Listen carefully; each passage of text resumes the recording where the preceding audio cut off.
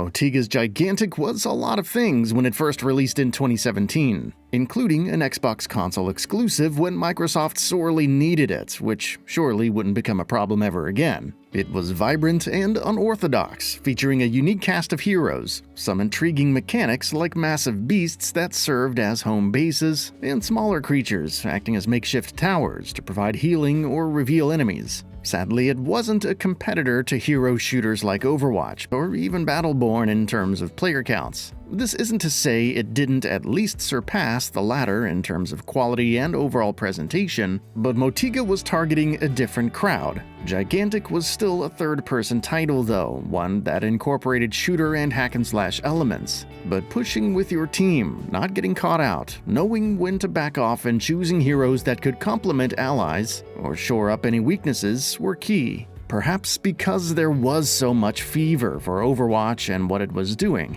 But Gigantic never found an audience despite launching a year later. It shut down in June of 2018 and seemingly vanished forever, even as it built a niche dedicated audience. However, a brief invite-only event occurred in October of 2023. Before we knew it, Abstraction Games and Gearbox Publishing, now Arc Games, announced it was back, dubbing it the Rampage Edition. Is it a major comeback for Gigantic? Yes, but its current player numbers, peaking at 6,112 concurrent players on PC via Steam, is nothing to shout about, even if it is higher than the original's peak. The Rampage Edition is for fans to indulge in and enjoy for however long it lasts. The real question is how newcomers should approach it, especially in this day and age. Based on my time with it, Gigantic feels like it has a strong base to build off, but falls short in some aspects, while fumbling in others. Whether it has the opportunity to become something better is the real question. Gigantic is set in the world of Gig, where two houses, Devedra and Orion, battle it out via giant guardians. As both descend into the battlefield, your job as part of either house is to gather Power Orbs alongside your teammates. Once enough charge is gathered, your guardian will assault the other in a rampage, pinning them in place and exposing a giant weak spot. Deal damage to it, and the process repeats once more until victory. If the other team gathers enough charge, you must defend your guardian from attacks. Alternatively, you could try and impede your opponents, buying precious time since they have to get to your guardian to deal any damage. In the neutral, you can summon creatures who provide healing, attack enemy players, or even create a portal to help you get to and from fights faster. You can upgrade these using focus, but the catch is that it's used for your focus ability, which is an ultimate that can potentially turn team fights. Since you only get so much focus in a match, it's a trade-off between making big plays or contributing to the team. Enemies can also destroy creatures, so defending the latter is a must, especially since some will periodically spawn Power Orbs for you in Clash. As for the heroes themselves, each has 5 abilities and a talent at level 5. You're gaining experience through various actions like assisting teammates, badges for certain feats like saving teammates by slaying their attackers, killing creatures, or even collecting Power Orbs. Upon leveling up, skill points can upgrade abilities in one of 2 ways. Once talents become available, you can choose one of 3 to bolster your build. All in all, pretty standard MOBA mechanics.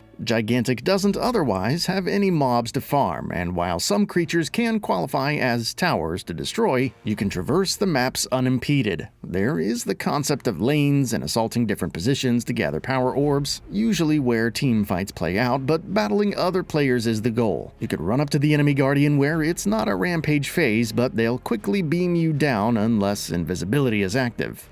The aesthetic is rather fetching. The guardians and each hero look distinct and well animated, and most environments feel like organic, lived-in places. Each hero is suitably unique, whether it's Trip, an emo assassin with lightning powers, or Queen Zenobia, slithering onto the battlefield and inflicting elemental statuses. Some can appear a little goofy. Uncle Sven and Paco come to mind, but they don't feel out of place. It's also a testament to the design that they all feel unique to play. Certain elements are reminiscent of characters from other hero shooters. Rutger can create walls and burrow underground for survival purposes, immediately bringing 2 Overwatch characters to mind. Nevertheless, they control well, especially when you get down to interrupting enemies with Trip and dealing burst damage before turning invisible and slinking into the night.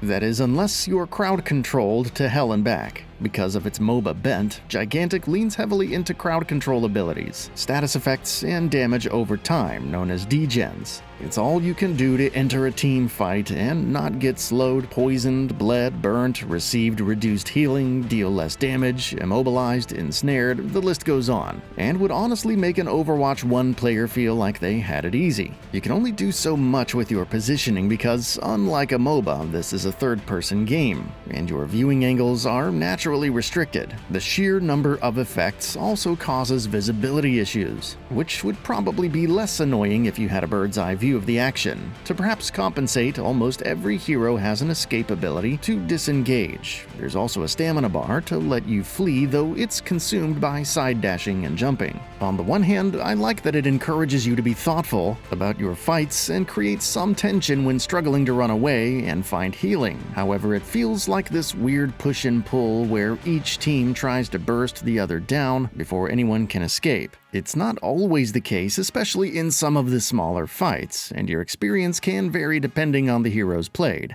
But it happened more often than not for me unless I went super long range. While support heroes that provide dedicated healing exist, this isn't quite like a tank damage dealer support composition, where you must fill each role. If you feel like your team can rock with 2 ranged damage dealers and 2 frontliners, go for it. Though success is far from guaranteed if the enemy team sticks together and has abilities to specifically neutralize you. The crowd control effects, statuses, and whatnot are annoying, but some heroes like Trip, Wu, and T-Mat could use some balance passes. Controlling each hero feels decent enough, but there's something off about the hit responses. It can feel like you're slicing the air, and shots lack impact, to the extent that I had to look at an enemy's health bar to see if I was dealing damage, even in close quarters. Initially, it seemed no melee attacks were causing harm, while a noticeable delay was seen when shots landed and registered. It's become less prevalent as additional servers become available, but that lack of weight when attacking still throws me off. At least my character isn't rubber banding as much as before, so that's a plus.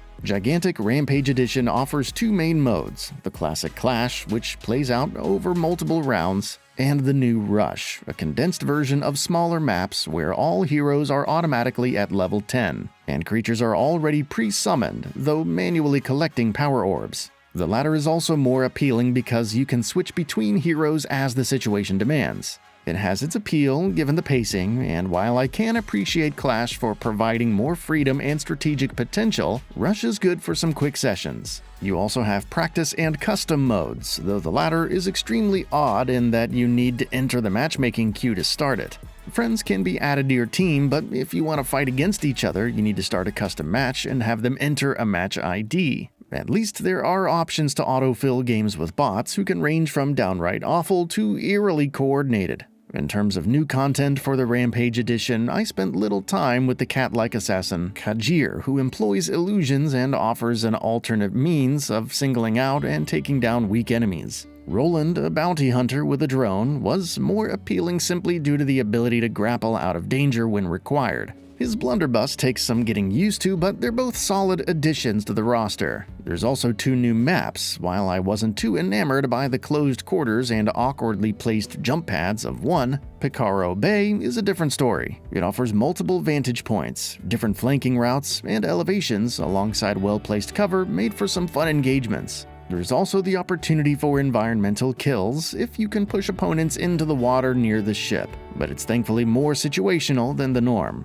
Microtransactions are gone, so now you unlock heroes with vouchers and earn crowns by simply playing the game to unlock new skins, and oddly enough, creatures. Various challenges known as fortunes are available, ranging from general to weekly, which provide the currency and XP to level up your profile. Each hero also has specific fortunes to pursue, but the downside is that you must watch a fortune for it to track, and you can only watch 3 at the same time. Won 5 rush matches or went invisible 50 times as Trip, it doesn't count towards the fortune if you didn't watch it. While I can understand not wanting players to unlock everything immediately, there must be a better solution, maybe providing more slots for fortunes. At least there's a statistics and match history page to keep track of my player record. Oddly enough, it's showing 0 hours played for my most frequently used heroes. Granted, it's a minor issue compared to the beginning of the launch, where logging in felt almost impossible. I've also been fortunate enough to avoid crashes, unlike some other players, though the game occasionally can't fetch match results.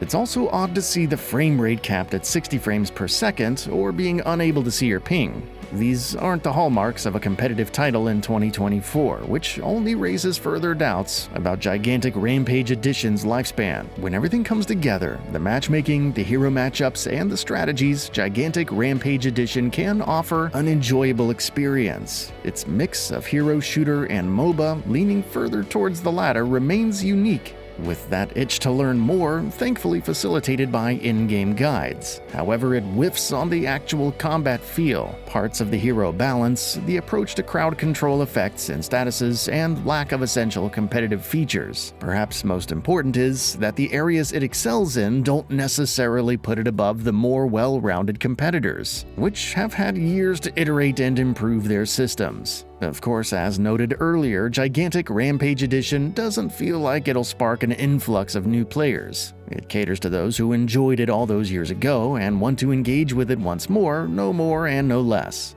Abstraction does have some updates in the pipeline, and its $20 entry price looks appealing, but it's a toss-up on whether you'll garner enough value in its potentially limited lifespan, especially if you didn't get into it all those years ago. That's all for now. If you enjoy what you saw, please hit the like button. And if you're new to the channel, now is a great time to subscribe. We upload brand new videos every single day. After subscribing, don't forget to enable all notifications by clicking the bell icon. Thanks for watching this video, and we'll see you next time, right here on GamingBolt.